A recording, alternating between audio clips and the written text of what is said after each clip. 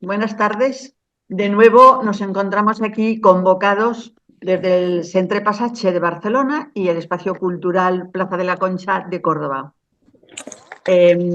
Hoy, de la mano también en este proceso que estamos haciendo hasta el mes de junio, de la mano de Consuelo, vamos a seguir el programa iniciado sobre nuevas respuestas desde la actualidad hacia una formación sinodal. Y el tema que hoy nos convoca es del Jesús hacedor de milagros al profeta comprometido con la realidad. Creo que puede ser realmente una sesión que desde dentro nos mueva a un encuentro nuevo, transformante y transformador, un encuentro con el Jesús comprometido con su realidad. La sesión será grabada y por lo tanto luego podréis descargarla y volverla a repasar para todas aquellas cuestiones que quedan un poquito solamente de oírlas así más deprisa, poderlo repasar más lentamente y entrar más a fondo en el tema. Consuelo, no os la presento porque ya la conocemos de la semana pasada, de otras muchas ocasiones que hemos tenido ocasión de oírla y de disfrutar de su mensaje. Y en este curso, desde el mes pasado que empezamos, que ya hicimos esta presentación de esta teóloga de la institución teresiana. Consuelo, cuando quieras es todo tuyo.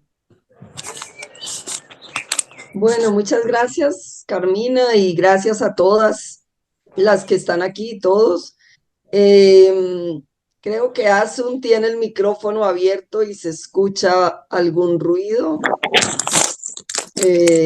Por favor, los bueno. micrófonos, ¿podéis cerrar los micrófonos, por favor?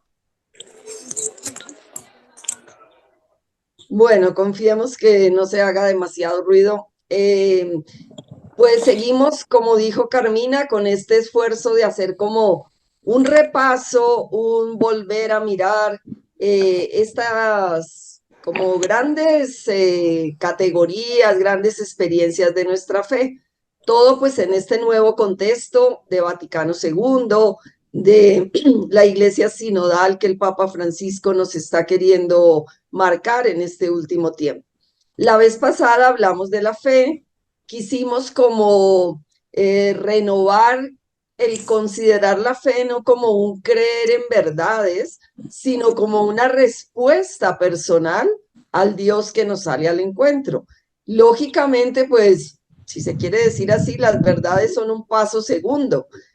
Pero también decíamos, bueno, pero ¿qué verdades? Porque a veces creemos en afirmaciones que a lo largo de la historia se han ido como consolidando, pero no todas ellas siguen válidas para el presente. Siempre admiten una revisión, una nueva manera de comprender.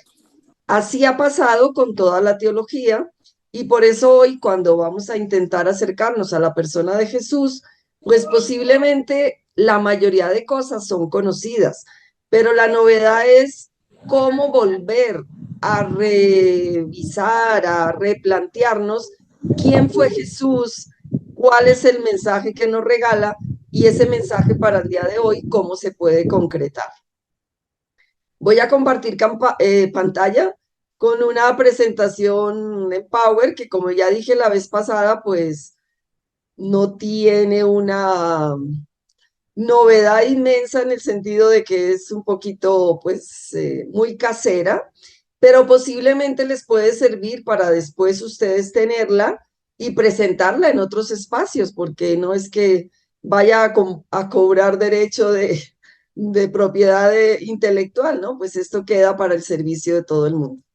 Voy a proyectar así en pantalla completa. ¿Sí lo están viendo bien? Bueno, no sé si Perfectamente. Se ve bien, bueno, Consuelo. gracias. Muchas gracias. Entonces, bueno, aquí titulaba, pues, como lo pusimos en el programa del Jesús Hacedor de Milagros al profeta comprometido con su realidad.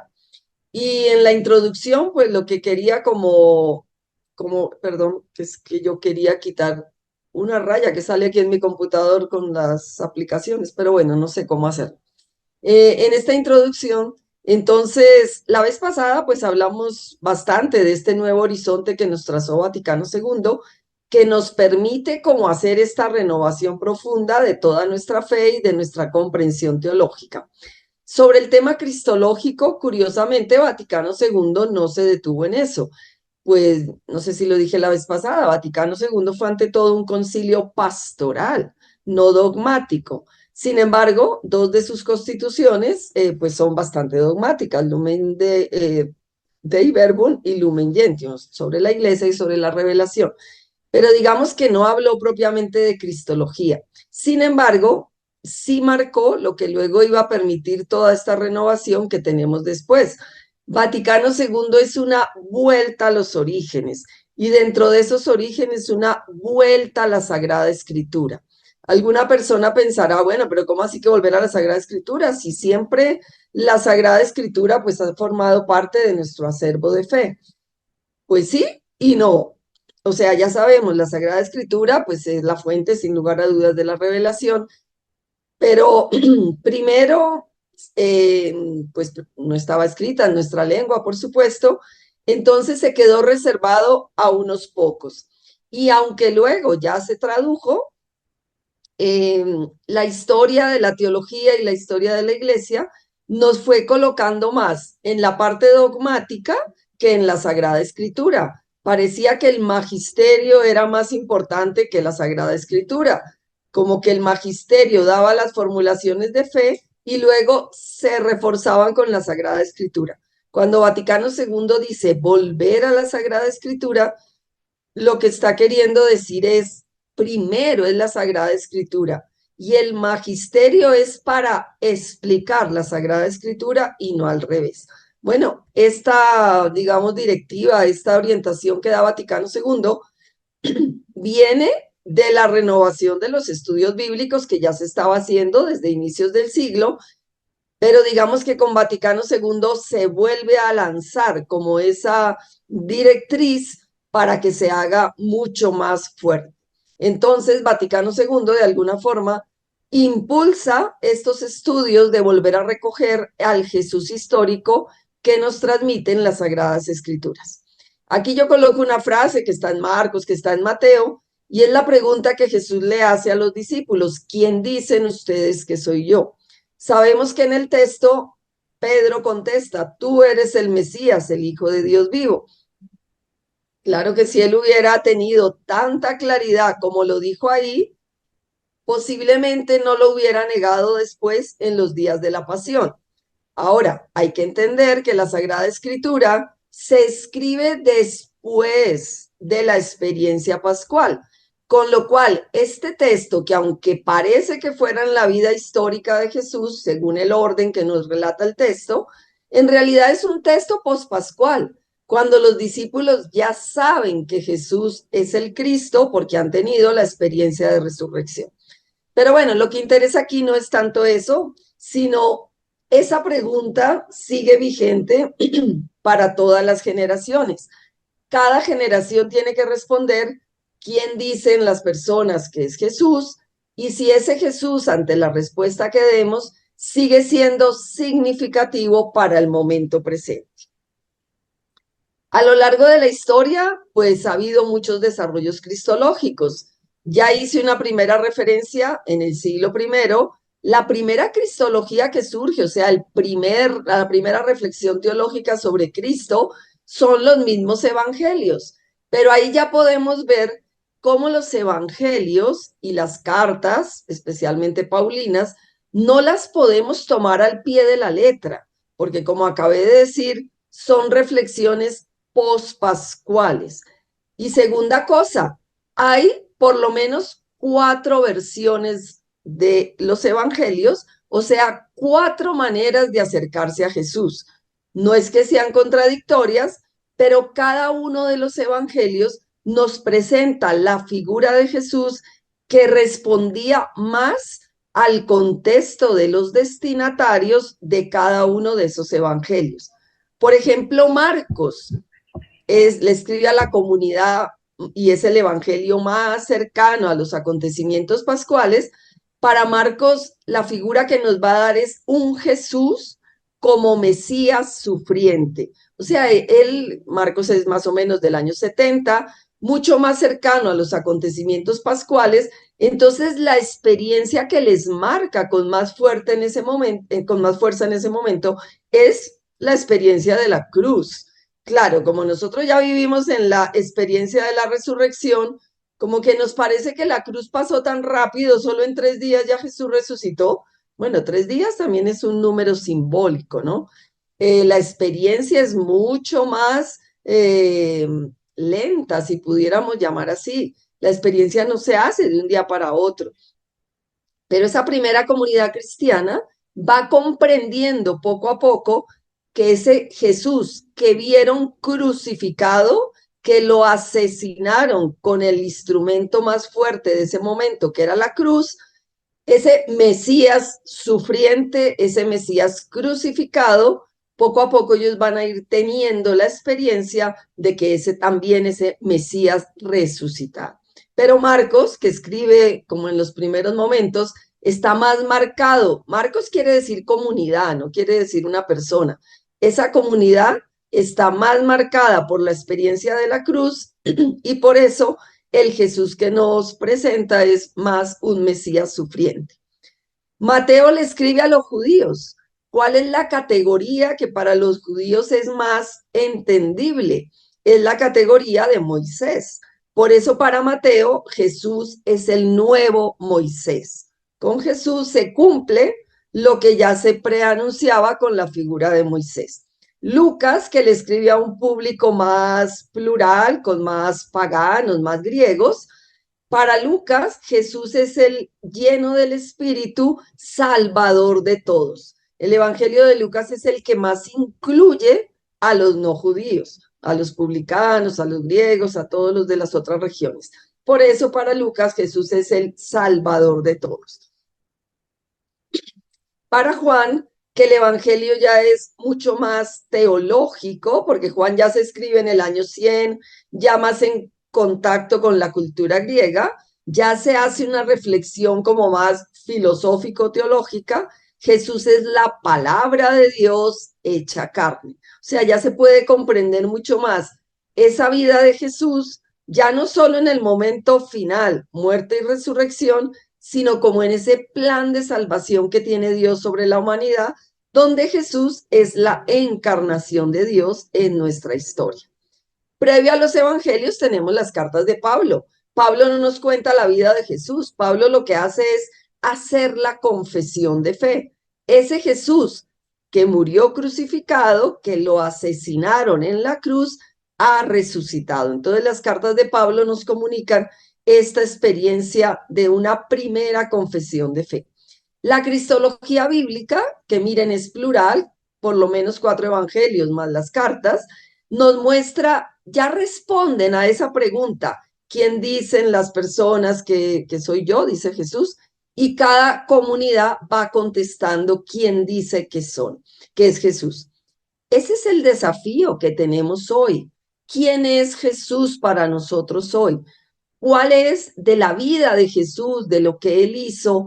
¿Cuáles son las características que hoy nos dicen más a la historia que vivimos? Dicho de una manera un poco utilitaria, pero que es válida. ¿Para qué nos sirve tener fe en Jesús hoy? ¿Realmente responde a nuestra situación presente?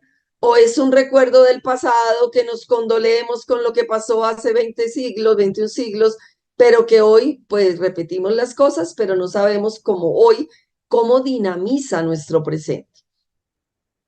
Bueno, brevemente, pues la cristología conciliar, pues ya viene todos los siglos segundo a séptimo. La primera comunidad cristiana empieza a enfrentarse a tener que definir su fe frente a los que no creen, frente a la cultura griega. Y bueno, vienen todos los concilios que nos van de alguna manera definiendo con categorías filosóficas quién es este Jesús, quién es Dios, etcétera, etcétera. Luego viene pues la cristología medieval. ¿En qué sentido? Es cuando ya la teología entra a las universidades, se sigue un camino de reflexión intelectual, es lo que conocemos como la escolástica, la metafísica, Muy bien, definimos las esencias de Dios, pero cada vez se va alejando esa comprensión de Dios, se va volviendo tan teórica y tan intelectual que poco empieza a decir a la vida de los creyentes. Por supuesto que toda la teología escolástica aporta la capacidad de expresar con categorías intelectuales nuestra experiencia de fe. Entonces no es que esa sea negativo, pero sí quiere decir que si esas experiencias o esas categorías intelectuales no se traducen en un lenguaje comprensible para el pueblo de Dios, pues mucho estudio puede quedar estéril. Por el contrario, si todo ese estudio se logra interpretar para acercarlo al pueblo de Dios, pues da muchísimo fruto. Pero claro, como se estaba alejando de lo que la gente entendía, ¿qué viene? La reforma con Lutero, pues es el que va como, pues Lutero y toda esta corriente en el siglo XVI es el que va a decir, bueno, demasiada especulación metafísica, pero ¿eso para qué nos sirve? Y por eso Lutero va a poner énfasis en la experiencia de salvación. Confiesa que Jesús es el Señor y serás salvo. O sea, ¿para qué me sirve creer en Jesús? Los movimientos de la historia siempre van así. Cuando se enfatiza lo intelectual, entonces viene la reforma y entonces se enfatiza lo existencial. Siempre vamos como de un polo al otro. Bueno, gracias a Dios luego siempre volvemos como al medio, ¿no? Reconocemos lo positivo de cada una de las posturas y pues el ideal es que logremos integrarlas para poder vivir como una experiencia mucho más que tenga pues de todos los aspectos que es el ser humano. El ser humano es experiencia, pero el ser humano también es razón. Y continuamente toda nuestra vida debe saber expresarse, por lo menos en estas dos dimensiones, aunque tenemos más dimensiones, pero bueno, como por metodológicamente explicar cómo estas dos que parece que se oponen. Justamente Lutero pone énfasis en la experiencia existencial y viene toda la experiencia de Trento y post-Trento a volver a poner énfasis en la experiencia intelectual. Porque claro, Lutero era símbolo de una ruptura con la iglesia, entonces de alguna forma volvemos a tirar hacia un lado para contrarrestar el otro. Pero miren un dato muy interesante. Mientras a nivel teológico parece que prima lo intelectual y el pueblo de Dios no se acerca a eso, no lo entiende, el pueblo de Dios hace su teología popular, llamémosle así.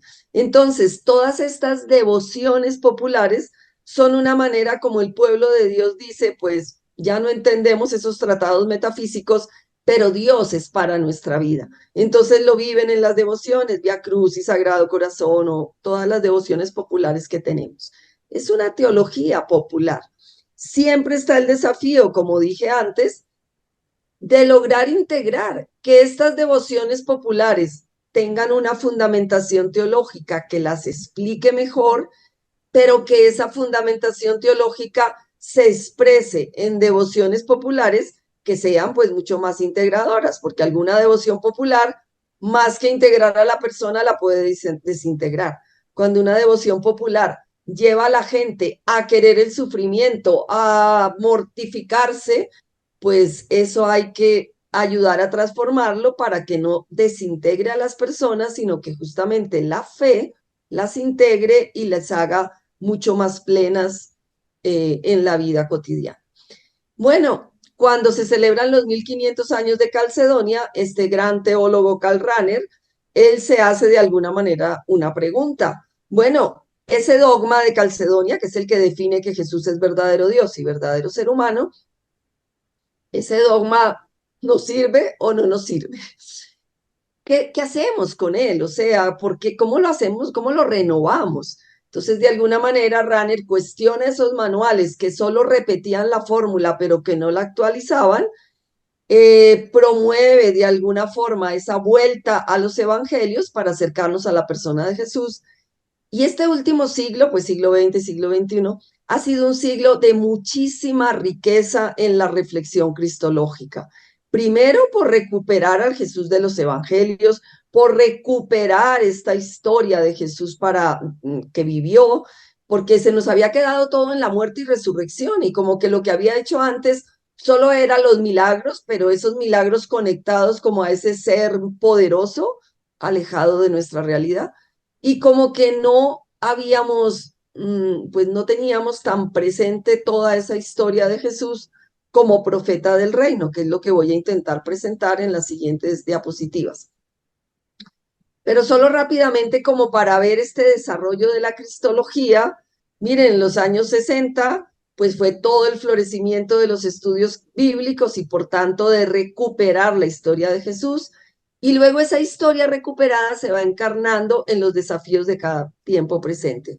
Para América Latina fue muy viciente en la década de los 70 entender a este Jesucristo liberador, liberador de las condiciones socioeconómicas degradantes para más de la mitad de la población de este continente. En la década de los 80, entonces ya viene lo que llamamos teología feminista. Y miren, esto es de la década del 1980. Estamos en el 2024 y uno se pregunta cómo es posible que estos desarrollos cristológicos, feminista, indígena, afro, estén todavía como tan alejados de nuestra experiencia espiritual, de las predicaciones de nuestras iglesias, de las celebraciones de Semana Santa, que ya estamos a una semana de vivirlas. ¿Cómo es posible que siga como esta dicotomía entre la reflexión teológica y la vida concreta del pueblo de Dios? Bueno, pues tal vez porque faltan estos cursos que aquí estamos queriendo dar para conocer lo que de verdad la teología ha podido desarrollar. Por supuesto, la teología tiene que adaptarse al pueblo de Dios para que se comprenda, pero hay mucho desarrollo teológico que si la gente lo conociera y los jóvenes lo conocieran, posiblemente se sentirían mucho más atraídos a esta fe cristiana y no tal vez con esa postura tan de rechazo, porque ya no dice nada al hoy esta figura de Jesús.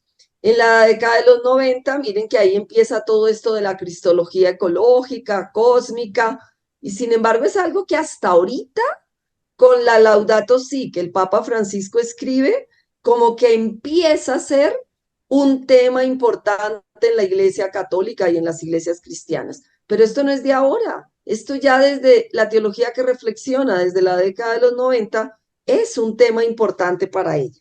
Pero bueno, pues la vida ha sido así un poco lenta y por eso se nos pierde tal vez la riqueza de nuestra fe y nos quedamos anquilosados y hoy ya no sabemos transmitir una experiencia de fe más actualizada.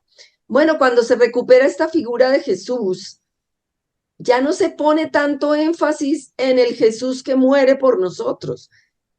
Hay que saber para qué sirvió esa muerte o por qué llegó a la muerte o por qué lo asesinan. Pues bueno, detrás de eso está, ¿qué es lo que predica Jesús? Y lo que predica Jesús es el reinado de Dios. Un reinado que él anuncia con parábolas, con milagros, con actitudes. Jesús primero que todo es el profeta del reino, es el que es capaz de transmitirnos una imagen de Dios distinta a la que posiblemente las instituciones religiosas de su tiempo estaban transmitiendo. Bueno, aquí viene el problema de los micrófonos, creo que en esta ocasión ya no sé quién es, pero se nos olvida apagarlos y se oye todo lo que hacemos en nuestras casas por el micrófono. Ojalá que lo apaguen, porque molesta ese ruidito, pero bueno.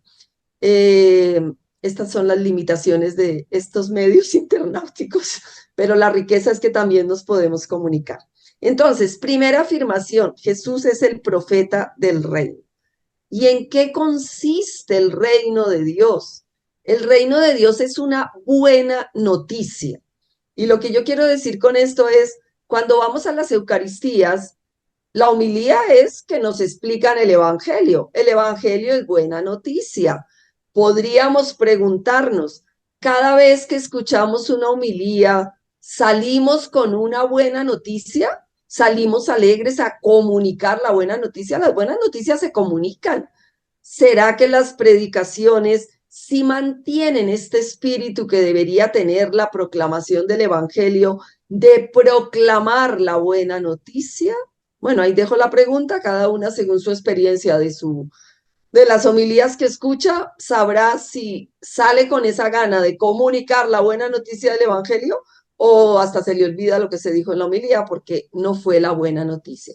Es la buena noticia de que Dios quiere una vida buena para nosotros, quiere que se nos acaben los problemas, quieren que haya una vida digna para todos. Eso sí es una noticia de salvación.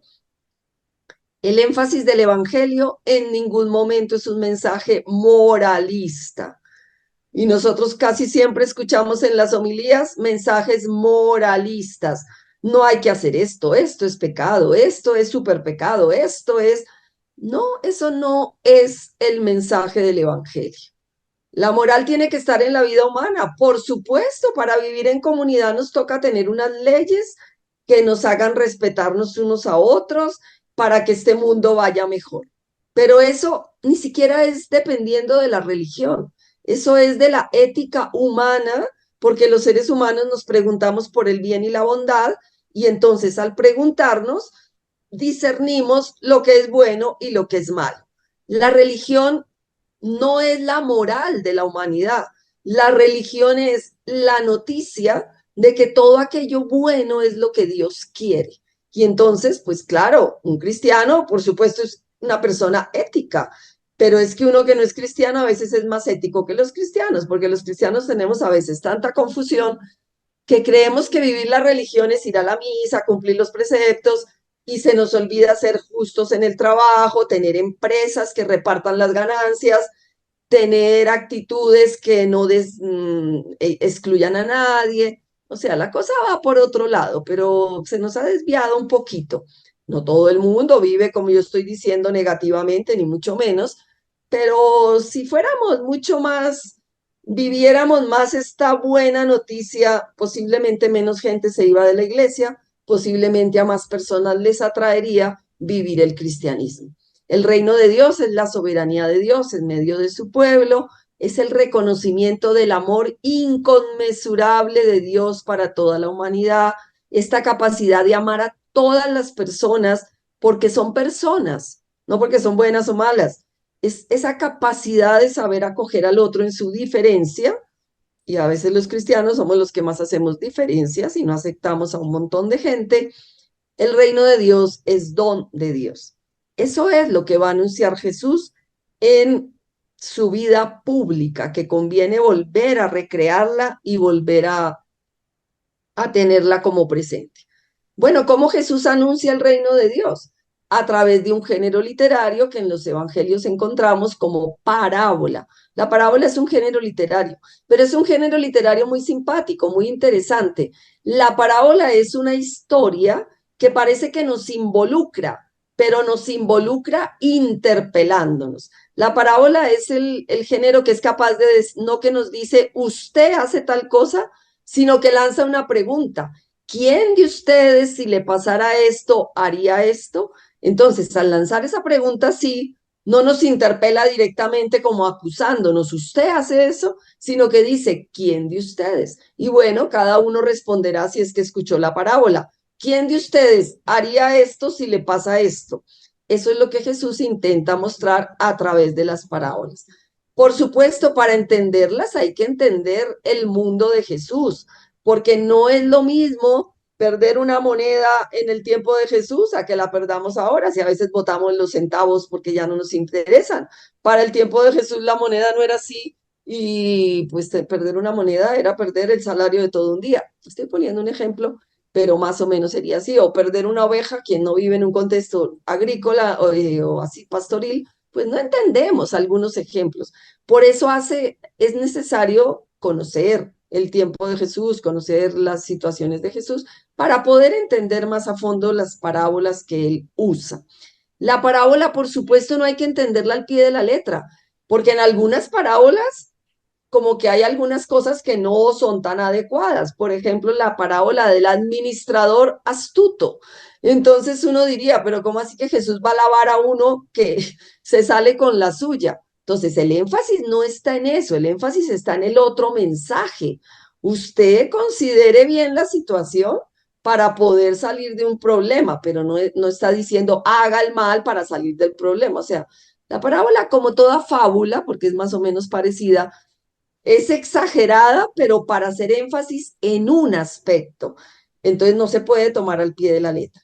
Bueno, pues en todas estas parábolas, como dice la última viñeta, hay que preguntarse, ¿qué quiso decir a Jesús a sus oyentes en ese momento y qué querría decir esa parábola para los oyentes de hoy? Ya puse algunos ejemplos de parábolas, pero por ejemplo, Lucas 15, con el hijo pródigo, la mujer que pierde la moneda, la mujer, el pastor que pierde la oveja. Todas estas parábolas nos hablan es de la misericordia incondicional de Dios. Si uno fuera racionalista, decía, ¿cómo se va a poner a ir detrás de una oveja y se le van a perder las 99? No, pues hay que cuidar las 99. Pero es lo que dije antes, el énfasis está puesto en que cada persona vale tanto que Dios sería capaz de ir detrás de una arriesgando las 99. Y así pues los otros ejemplos. La del hijo pródigo que se pone como se medita tanto en el momento de conversión. El hijo pródigo a la hora de la verdad nunca se convierte. El hijo pródigo llega por tanta necesidad. Y esa parábola, más que para el hijo pródigo, es para el hijo mayor, porque el hijo mayor sí le da envidia de ese amor misericordioso del padre con el hijo pródigo. Entonces, casi que esa parábola es esa técnica de Jesús que le habla a uno para que entiendan otros. Jesús ahí lo que le estaba hablando era no a la gente para que se convirtiera, era al hijo mayor que se cree convertido, fariseos y escribas de la época de Jesús, se creen los que sí cumplen la ley y no son capaces de acoger a los necesitados, a los que la ley excluye en nombre de Dios, pero que en el fondo lo que tienen es necesidad de incluirse en la comunidad por su característica de ser hijos de Dios, simplemente. En fin, todas las parábolas son muy lindas cuando como que se entiende el mensaje fundamental, no cuando a veces se les acomoda para entenderlas con lenguaje un poco más racional o con el lenguaje de hoy. Estar despiertos, las vírgenes prudentes y necias, los talentos, el seguimiento, quien descubre un tesoro pues deja todo para seguir a Jesús. O sea, son parábolas que todas nos hablan del mensaje del reino. ¿Y cuál es el mensaje del reino? Que Dios vino a amarnos de tal manera que por tanto amor que recibimos, seamos capaces de amar a los otros con ese mismo amor. Una sociedad que se basara en esa capacidad de amar, pues sería un cielo en la tierra. Pero como a nosotros nos falta hasta sentir el amor de Dios, somos incapaces de amar a tanta gente que vive a nuestro alrededor y más cuando no responde a los cánones que les ponemos como exigencia. Es difícil este mensaje. Algunos decían, pero hablas muy duro, ¿quién podrá entenderte? Y efectivamente, Jesús se mantuvo fiel a ese mensaje hasta el momento de la cruz y en ese momento todo el mundo sale corriendo, no son capaces de seguir hasta ese momento porque es duro este lenguaje. Es difícil ser cristiano porque nos pide un amor de tal manera que es más fácil vivir con la lógica de pues si este me da yo le doy y si este no me da pues yo me desquito. Bueno, los milagros también van en este sentido. Ya dijimos algo de esto, creo, en el encuentro pasado hablando de la fe. El énfasis de los milagros no está en el poder extraordinario de Jesús, que parece que no tuvo ningún poder extraordinario, sino en lo que esos milagros significan en el contexto de Jesús. Y casi siempre esos milagros significan que el amor de Dios acoge a aquellos que la ley decía que no merecían formar parte de la comunidad, porque habían pecado ellos o sus padres. La enfermedad es más que enfermedad física, es un pecado, alguna cosa mala que hicieron ellos, y pues por eso hay que excluirlos. Jesús cura de enfermedades porque lo importante es incluir a la gente a la comunidad. Si fuéramos un poquitico, hiciéramos una clase así en un curso formal, esto lo voy a pasar rápido, pero para que ustedes vean que está ahí en las diapositivas, los evangelios nos conservan 62 relatos de milagros, pero como se repiten en los 4 evangelios, algunos, y lo que les cambian son algunos datos, parecen distintos, pero a la hora de la verdad es el mismo, sino que le cambian el nombre del personaje o la situación o tal. En realidad los milagros son 32. Miren, esto es una lista con los 4 evangelistas y los milagros que conocemos. Pero vamos, y aquí sigue la lista. Ahí les queda para que ustedes lo puedan mirar con un poquito más de detenimiento. Pero lo que nos interesa mirar aquí es, en definitiva, Jesús hace 7 milagros llamados de naturaleza. O sea, calma las aguas, multiplica el pan y el pescado. Pareciera que ahí Jesús como que rompe las leyes de la naturaleza. Bueno, estos milagros, pues la gente experimentó que pasaba eso, pero imagínense que hubiera pasado eso, pues todo el mundo hubiera creído. Si Jesús se calma las aguas verdaderamente con una palabra, pues todos no vuelven a dudar en su vida. Ante una persona que tiene un poder de parar las olas, pues, pues todos nos rendiríamos. Todos los milagros son signos de la presencia de Dios en ese acontecimiento, pero no implica que cambie la realidad material. Lo que implica es que experimentamos esa presencia de Dios en esa realidad. Lo mismo podríamos decir de 3 milagros de resurrección de muertos, 4 de exorcismos. Miren que solo hay 4. Y ahora hoy en día que otra vez como que están de moda los exorcismos y vamos a sacar demonios y no sé qué. Jesús solo hizo 4.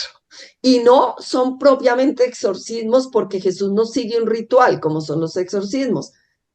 Expulsión de como esa fuerza negativa que puede tener una persona. En fin, todo esto merecería pues unas clases más detalladas, pero aquí lo importante es, y bueno, 18 curaciones de enfermedades. Todos los milagros tienen esa estructura. Se presenta la dolencia, se pide la curación, entonces el taumaturgo, o sea, el que hace el milagro, interviene. Luego, pues hay gente que dice verdaderamente esto se curó y entonces aclaman al taumaturgo. O sea, literariamente así están escritos casi todos los milagros. Puede que le falte un paso, otro paso, pero es el género literario milagro que más o menos relata esta realidad. De todas maneras, lo que nos interesa, pues porque todo eso sería, los escrituristas lo estudian con mucha atención, pero aquí lo que nos interesa es los milagros, es el último pedazo, la última viñeta que está en esta diapositiva. Los milagros son signos de la presencia de Dios en nuestra realidad. Cada vez que uno siente que la presencia de Dios le ayudó a superar una dificultad, a aceptar una dificultad, a comprender una dificultad, eso es un milagro. Es la presencia de Dios que te llena de fuerza, de paz, de alegría, de aceptación ante una realidad. Eso es lo que pretenden los evangelistas, comunicarnos con el género milagros. De todas maneras, pues como nosotros somos también seres racionales y queremos explicarlo todo, pues a lo largo de la historia se han dado algunas explicaciones. A veces hay una teología que le llamamos liberal. Todos los milagros tienen explicación científica. Bueno, es posible, algunas cosas se pueden explicar. Pero entonces viene también la parte protestante, lo que se llamó la desmitificación de Bullmann. Todos los milagros es puro género literario, eso no hay que tomarlo en cuenta. Viene una postura más tradicionalista dentro de las iglesias, que es lo que se llama la apologética. Los milagros son la prueba de la divinidad de Jesús. Bueno, esas 3 explicaciones que acabo de dar son explicaciones que hemos intentado dar. Ninguna se cumple 100%, con lo cual nos quedamos con la significación más fundamental de los milagros. Cuando Jesús hace milagros, lo que quiere es hacer presente el reino, pero el milagro es un signo y un signo para unos se convierte en milagro y para otros no es un milagro. Por eso, toda la vida histórica de Jesús es un esfuerzo por comunicar al Dios del reino. Muchos le comprenden, otros no le comprenden. Y así Jesús se mantiene fiel a esta predicación que hace Y por eso, pues llega a la cruz y lo matan por esta realidad. Junto con la parábola y los milagros, ¿cuáles son como las actitudes que podríamos describir de Jesús? Una actitud fundamental frente a la ley. Jesús observa la ley. De pequeño lo llevan al templo, luego Jesús va de vez en cuando a la sinagoga, según dice el relato evangélico, Jesús va a la expulsión al templo. O sea, Jesús cumple la ley judía. Pero ¿cuál es la novedad que Jesús le va a poner a la predicación de la ley? Que si la ley no está al servicio del ser humano, esa ley puede ser quebrantada. Entonces, aquí a grandes rasgos solamente digo, por ejemplo, Jesús le dice, no cures en sábado porque rompes el sábado. El sábado un judío no debería hacer nada, debe quedarse guardando el sábado. Y le dicen, ven a curar los otros días, pero se te ocurre curar en sábado. Y Jesús cura en sábado. ¿Por qué será que este Jesús es tan provocador? Bueno, lo que Jesús quiere es hacer entender a la gente que la ley tiene que estar al servicio de las personas y no al revés. Y eso nos sigue pasando hoy en día en nuestra experiencia de fe. Todo esto es lo que acabo de decir en 2 palabras, por eso no me detengo. Frente al templo pasa exactamente lo mismo. El pasaje que más conocemos es el de la expulsión de los vendedores del templo. Los 4 evangelistas nos relatan ese pasaje y bueno, como en la explicación coloquial, entonces uno dice, no, es que estaban irrespetando el templo. Y entonces ya se había convertido en una mercancía, en una casa de ventas. Entonces Jesús va a respetar, a que se respete el templo porque es un lugar sagrado.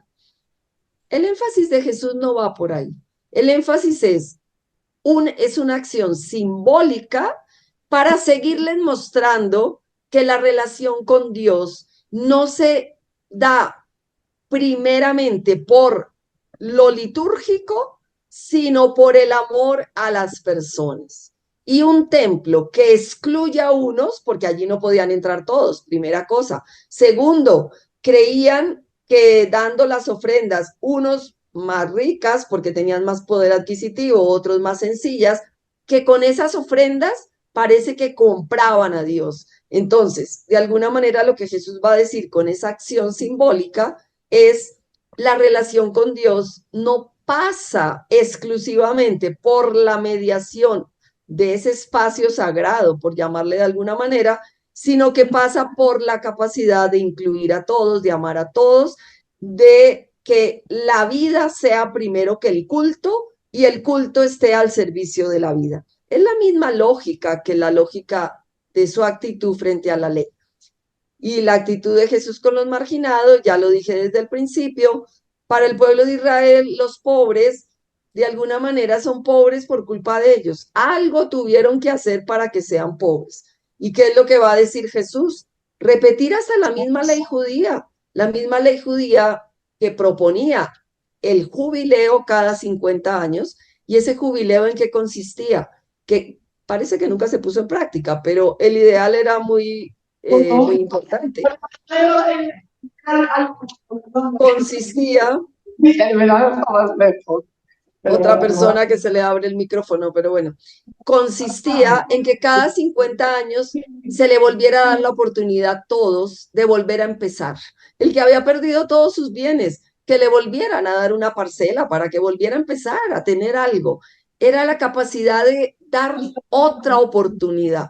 Bueno, pues este es el Dios, que es el auténtico del pueblo judío, sino que también se fue desvirtuando, el Dios que Jesús anuncia, este Dios que se acerca a los marginados y que dice, hay que incluirlos en la mesa del reino, porque si queremos vivir este amor total de Dios hacia toda la humanidad, implica que ninguno de nuestros contemporáneos pueda ser ignorado por nosotros. Jesús se dedica, lo acusan de sentarse a la mesa con los pobres, con los pecadores, con los publicanos.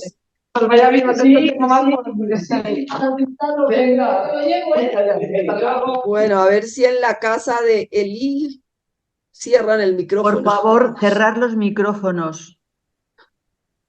Bueno, Entonces Jesús se sienta a la mesa con los fariseos, en fin, con los marginados de su tiempo. Con todo esto, pues ya se nos está acabando el tiempo, que quiero que lleguemos como al final diciendo, precisamente porque Jesús anuncia este mensaje de amor difícil de vivir, porque Jesús pone la ley al servicio del ser humano, porque Jesús pone el templo, el culto al servicio del ser humano, porque Jesús se pone del lado de los más pobres de su tiempo, pues estas son las causas de la muerte de Jesús. A Jesús no lo matan porque Dios desde el principio destinó que cuando Jesús viniera al mundo iba a ser crucificado para salvación de nuestros pecados. Es difícil pensar en una imagen de Dios así, un Dios que quiere la vida de su Hijo para salvarnos. Eso es complejo. Lo que pasa es que como se nos olvidó mantener esta perspectiva histórica de la vida de Jesús y nos quedamos ya con la afirmación dogmática, desvirtuamos el contenido de esa afirmación, porque esa afirmación es válida. Jesús muere por nosotros para darnos la salvación. Esa afirmación es válida, pero eso tiene que tener el contenido histórico, o si no, son palabras bastante vacías. ¿Cuál es ese contenido histórico? Jesús verdaderamente, por la praxis que realizó, por su compromiso transformador en nombre de Dios, no es el nombre de la política, porque en tiempo de Jesús no se distingue política de religión, de sociedad, de cultura. Es una unidad. Estas distinciones ya son fruto de nuestro mundo actual. En ese tiempo, digamos que se vive una teocracia y todo está mezclado. Entonces no se puede decir que es que Jesús fue el revolucionario que anunció un mensaje político en su tiempo. No, Jesús fue el creyente que puso en práctica el Dios proclamado por las escrituras judías. Y al ponerlo en práctica, ese Dios es comprometido con la humanidad, comprometido con el devenir del mundo, comprometido con cada persona humana. Entonces, históricamente, Jesús es condenado por sus contemporáneos porque verdaderamente hace acciones contraculturales, hace signos que interpelan la manera de funcionar de esa sociedad y denuncia las injusticias que en su tiempo se hacen en nombre de Dios. En ese sentido hablamos de esa perspectiva histórica de la muerte de Jesús. Jesús no buscó que lo mataran, pero Jesús sí debió prevenir o ya intuir que cada vez se metía más en líos. Es la historia del profeta. Cuando una persona es capaz de ser valiente, de decir las cosas como son, bueno, siempre hay que tener respeto, siempre hay que saberlo decir en el momento apropiado, pero a veces las situaciones son tan injustas que uno dice, oiga, si me pongo a esperar al momento apropiado, pues nunca lo voy a decir y se muere la gente mientras tanto. Entonces a veces se hacen esos símbolos, esos signos que molestan a los que no quieren que cambien las cosas. Bueno, pues Jesús fue bastante provocador, si lo decimos con nuestros términos actuales, pero lo hacía por fidelidad al Dios que anunciaba, o sea, no podía traicionar el Dios que anunciaba. Entonces Jesús se va dando cuenta que cada vez su historia se va complicando más, pues él esperaba que la gente entendiera ese reino de Dios que anunciaba, tiene la posibilidad o de retractarse y así evitar la muerte o de seguir fiel y arriesgar la vida. Esa es la historia de Jesús. Jesús arriesga su vida y efectivamente Jesús es crucificado. Bueno, pues después de que es crucificado y los discípulos entienden, perdón que es que se me van las diapositivas, los discípulos entienden que fracasaron. Las instituciones del tiempo de Jesús ganaron porque lo matan. Y los discípulos dicen, mejor no correr la misma suerte que el maestro, vámonos a esconder rapidito a nuestras casas. Se fueron a esconder, pero la experiencia que habían vivido con Jesús, poco a poco fue floreciendo de nuevo en ellos, y eso es lo que conocemos como la presencia del Espíritu de Jesús, que les hace despertar en ellos nuevamente la esperanza hasta llegar a tener como esa certeza creyente de que ese Jesús que murió en la cruz, resucitó y sigue con ellos, animándoles a mantener la fidelidad al mensaje del reino. Gracias a esa experiencia de resurrección, nosotros hoy somos también creyentes y mantenemos la esperanza en la resurrección como ellos lo supieron mantener, testimoniar y contarnos lo que ellos iban experimentando con el pasar del tiempo después de esa experiencia atroz de la crucifixión del Maestro. Poco a poco ellos le van buscando sentido a la muerte de Jesús y pues ¿cómo le buscan sentido? Acudiendo a la escritura. La escritura ya hablaba de los profetas que mueren, entonces Jesús es el profeta del reino que fue asesinado por anunciar el reino de Dios. Pero le siguen buscando significados, pues la muerte de Jesús de alguna manera mantiene ese amor fiel de Dios por la humanidad y la resurrección va a ser el cumplimiento definitivo de que esa muerte de Jesús no es un acto meramente humano que ganan las autoridades romanas o judías, sino que Dios acompaña ese acontecer y Él tiene la última palabra. De alguna manera esa muerte de Jesús se convierte en una muerte expiatoria, porque es lo que luego la primera comunidad cristiana va a decir: la muerte de los mártires, el asesinato de los mártires o el martirio se convierte en semilla de cristianos. Entonces ahí es cuando se dice esa frase, la muerte de Jesús como muerte expiatoria, pero todas esas confesiones de fe acudiendo a términos judíos para poder explicar ese acontecimiento que debió ser muy difícil para ellos vivirlo, le van dando sentido a esa muerte de Jesús. Ahora, es un sentido que va más allá de ser positivos en la vida y sacar lo positivo de la historia. Es un sentido que se convierte en experiencia, la experiencia del Espíritu de Jesús, que ellos logran sentir en sus vidas individual y como comunidad, y que los pone en camino para seguir anunciando esta buena noticia del reino. Eso es lo que proclamamos como la resurrección de Jesús.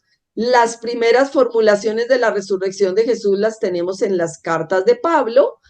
Después los evangelios nos van a relatar la resurrección de Jesús con los textos de las apariciones y la tumba vacía. Jesús se aparece a los suyos, o las mujeres van a la tumba y los discípulos y encuentran la tumba vacía. Son dos géneros literarios para compartir una experiencia, para testimoniar una experiencia. El Jesús que fue asesinado en la cruz ha resucitado. Ya no tenemos que irlo a buscar a la tumba. Ese Jesús está viviendo en nosotros y nos lanza a que sigamos comunicando esa experiencia de fe. Entonces, esa es la experiencia de resurrección y como ya se acaba el tiempo, yo les mando luego estas diapositivas.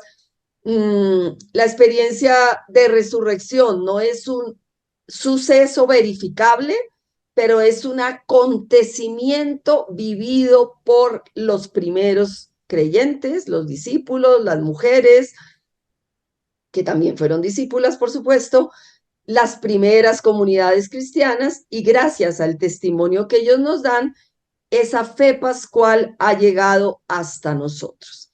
Y hoy en día podemos decir, la muerte no tuvo la última palabra, la tiene la vida de Jesús, la resurrección, y cada vez que nosotros seguimos testimoniando a este Jesús resucitado, estamos haciendo presente al Dios del reino entre nosotros y seguimos construyendo este pueblo de Dios donde el que reina sea Dios, porque reina la solidaridad, la fraternidad, la sororidad, la justicia, la paz, etc. Todo esto, pues luego ya se va a explicitar en los títulos que se le dan a Jesús. Jesús es imagen de Dios, hijo de Dios, palabra de Dios, sabiduría de Dios, profeta del reino, siervo sufriente, Mesías sufriente, que hablábamos antes, cabeza de la iglesia, primogénito, Señor del mundo, recapitulador de la historia, segundo Adán, hijo del hombre. Todos estos títulos, pues ya son toda la manera, a lo largo de la historia, como hemos llegado a comprender a Jesús. Pero entonces, en este momento, si nos quedamos en estos títulos, que es el punto de llegada, y no tenemos presente la historia de Jesús, estos títulos nos hablan como de un ser extraordinario que nada tiene que decir a nosotros. Si estos títulos los entendemos como producto de la historia vivida por Jesús, entonces cada uno de nosotros, cada una nos podemos poner en el mismo camino de Jesús, en el seguimiento de Jesús y hacer que el anuncio del reino que Jesús hizo en su tiempo se contextualice en nuestro tiempo y anunciemos el reino para el hoy y el aquí de nuestra historia. Pues el hoy y aquí de nuestra historia sigue siendo la justicia social, sigue siendo la paz. Hoy en día tenemos más conciencia de este dinamismo ecológico, pero también tenemos conciencia de la pluriculturalidad, acoger la diversidad de culturas, la diversidad de religiones, la diversidad de géneros. Todo esto que en el tiempo de Jesús se limitaba a su contexto, hoy en día le tenemos que dar nombre en nuestro contexto. Y si hoy en día anunciamos el Evangelio de Jesús, la buena noticia del reino, pues tiene que pasar por anunciarla a través de las realidades que vivimos hoy. Que viven hoy los jóvenes, que viven hoy las mujeres, que viven hoy los pobres, que viven los indígenas. ¿Qué dice el Evangelio para estas realidades? No vamos a encontrar en el Evangelio respuesta literal a estas realidades, pero sí vamos a encontrar el dinamismo salvador del reino de Dios. Si en el tiempo de Jesús, Jesús hizo esto para anunciar la salvación que llegaba a los suyos, ¿qué tenemos que hacer hoy nosotros para anunciar la salvación de ese Dios del reino a los nuestros, a nuestras realidades concretas? Bueno, con todo esto pues ya finalizo. Estamos a puertas de Semana Santa. Yo escribí un articulito hace poco que decía vivir la Semana Santa comprometidos con la realidad y casi que decía esto mismo pues en una sola paginita. Solo nos comprometeremos con la realidad si no nos contentamos con ir a la liturgia a hacer una liturgia impecable, cantos, lecturas, incienso, todo lo que se hace en la liturgia en esta Semana Santa, sino que nos preguntamos qué es lo que hay detrás de esa liturgia. Y si detrás de esa liturgia somos capaces de entender al Jesús histórico viviendo en la Palestina del siglo I y realizando actos para los suyos, para mostrarles el amor de Dios, posiblemente esta Semana Santa sí dé fruto en nuestras vidas si nos ponemos metidas en nuestra historia, viendo qué es lo que hoy es cruz en nuestra historia para buscar caminos de resurrección para esa historia que vivimos hoy.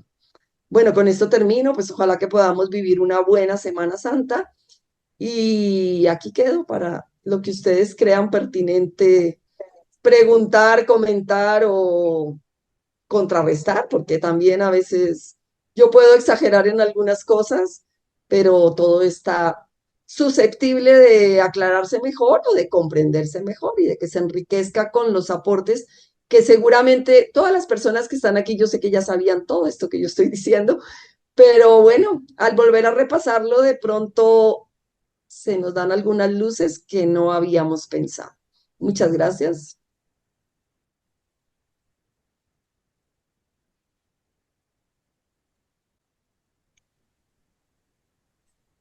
Gracias, Consuelo, por esta apertura que nos das al encuentro con un Jesús liberador, con un Jesús que habla en su tiempo, que luego habla a aquellas primeras comunidades y que nos habla hoy día también. También te agradezco la llamada que nos haces, ¿no?, a contextualizar en el día de hoy este mensaje del reino, de un reino que es de libertad, que es de acogida, que es de cercanía.